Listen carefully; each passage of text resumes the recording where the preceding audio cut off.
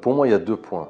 D'abord, il faut beaucoup travailler. Tout est un métier. Il faut beaucoup vivre, il faut beaucoup y croire. Les possibilités, il faut savoir les prendre aussi. Vous savez, moi, j'ai démarré à zéro. Quand je dis à zéro, c'est à zéro.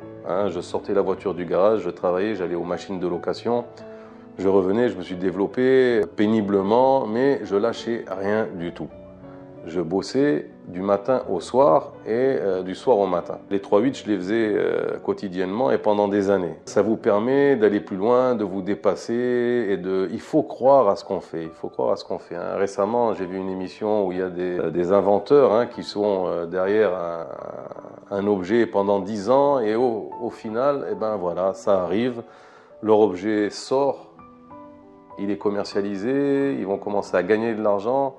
S'il n'est pas sorti avant, c'est qu'il n'était pas au niveau de ce qui devait être. C'est le but de l'association, c'est d'accompagner. Le but de designer, de créer, c'est pas simplement de créer quelque chose. Il faut que ce soit quelque chose aussi dont on peut vivre.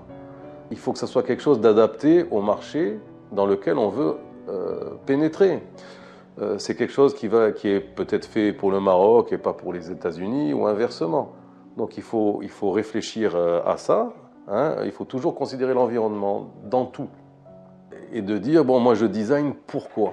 Parce que peut-être qu'il va designer quelque chose qui est invendable par ses prix, par sa réalisation, etc. Donc dans sa créativité, je pense qu'il devrait déjà partir d'un marché d'objets qui est commercialisable et de designer dans ce sens, d'amener son apport à ce niveau-là. Le fait de designer quelque chose qui n'est pas commercialisable, je le salue, mais il ne faut rien en attendre. Comprenez? On peut créer des choses qui pour nous sont merveilleuses mais qui ne se vendent pas. Donc s'ils veulent vivre aussi, il faut qu'ils fassent un peu des deux. Un peu des deux, puis il faut se poser des questions. Moi, je n'ai jamais cru au fait de je suis bon, j'ai pas de chance, ça n'existe pas. Et au fait de je suis bon, ça n'existe pas. Il faut être très bon. Il faut être très bon, évidemment. Et est-ce que j'ai fait ce qu'il fallait pour y arriver?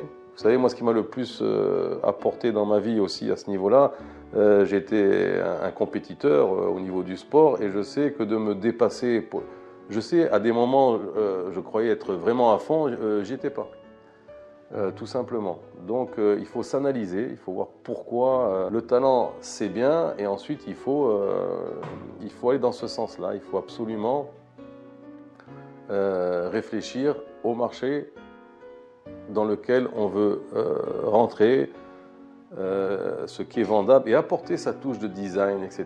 Ça n'empêche pas de passer du temps à designer des choses pour se faire plaisir, si on en a les moyens.